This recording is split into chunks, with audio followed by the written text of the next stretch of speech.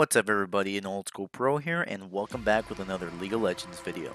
Today we're going to be going over the highest ranked UDYR main in North America. We're going to be going over his build and why his UDYR playstyle works really well in higher elos and how he used his build and playstyle to make it to Masters in North America.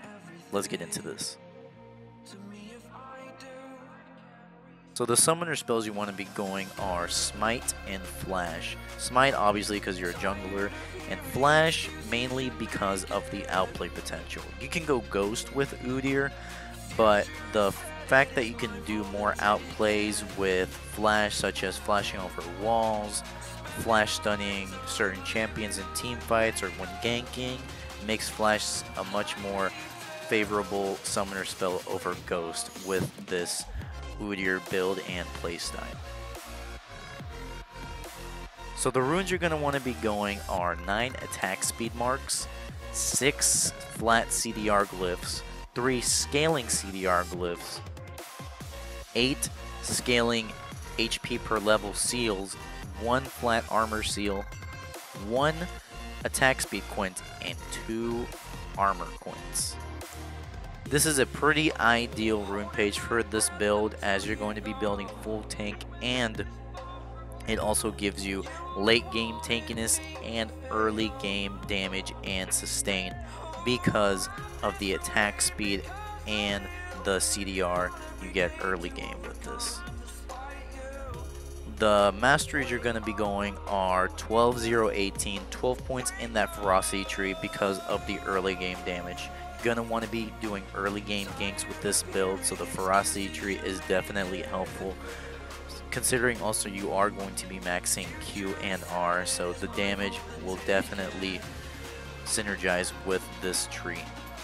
Then you're going to want to put 18 points in that mastery tree because you are ultimately going to be building full tank, and Courage of the Colossus helps you scale harder since you are going to be building tanky items which give HP, which means once you hit a stun in team fights, you are just going to be a massive tank.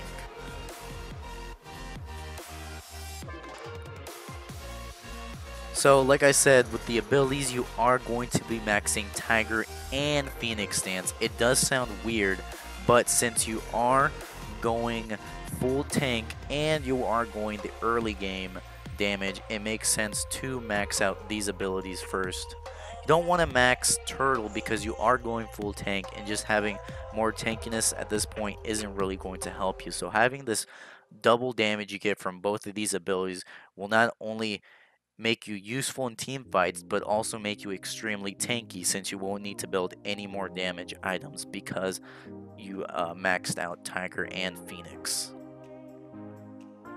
So the starting items you're going to want are Hunter's Talisman and Refillable Pot, since you are going to need the mana sustain in the jungle since you are going to be starting Raptor Camp. Once you get your first back, you want to get a Stalker's Blade, Hunter's Potion, a Control Ward, and Tier 1 boots if you can. This should be the ideal first bag, but if you can't get this as the first bag, don't stress about it. It's just what should be ideal. Following this should be the core items of this build, which is Cinderhulk, Knight's Vow, and Locket. So why these items? Well, it's because it's so meta to build these items, since we are currently in a tank meta for Season 7 where tank junglers play more of a utility slash support role at the moment. It makes sense to go with these items, and it synergizes really well with UDYR since you can build UDYR as a tank. So the jungle path for early game is going to be Raptor Camps to red buff, then to blue buff, which will give you level 3. And then after that is when you want to start looking for ganks or counter jungling. The point of going these abilities, these runes, and these masteries is so you have a strong early game and then you have a strong late game. This makes this viable since you are maxing Q and R early game, which gives you damage. Then you can just go full tank late game, so you can just focus on utility since you've done your job as being a damage dealer in the early game, and you can just focus on utility and helping out your teammates in the late game.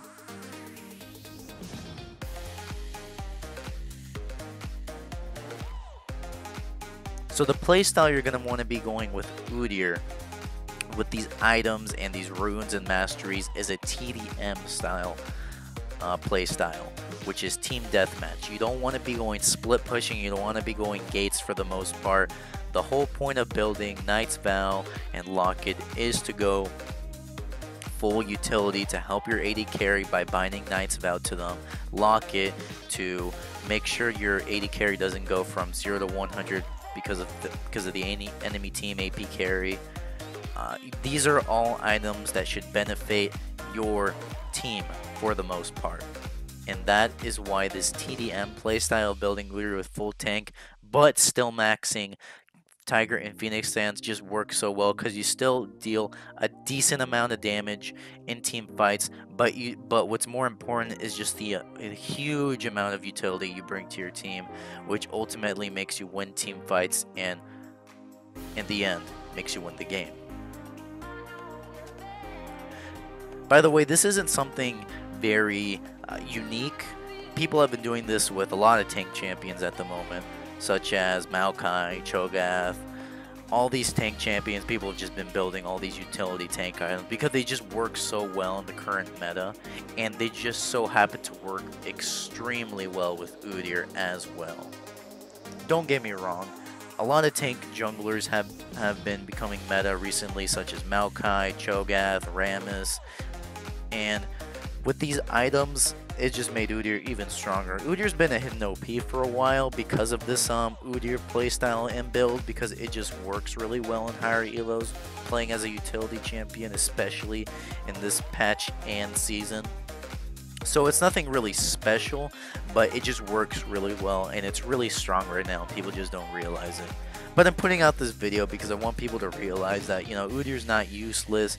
He's still really strong. People just don't know how to build him right. Even, you know, Trick2G, he doesn't even know how to build him at this current patch. And I think FairieTail hit the sweet spot on what you should be building, and it's just been working out really well for UDYR and just winning games with UDYR in general. Alright guys, I hope you guys enjoyed this video on this high-ranked UDYR build. If you guys did enjoy it, don't forget to hit that like button. Helps me out a lot. If you haven't already, click subscribe. And besides that, thanks so much for watching, guys, and I'll catch you guys next time. Peace.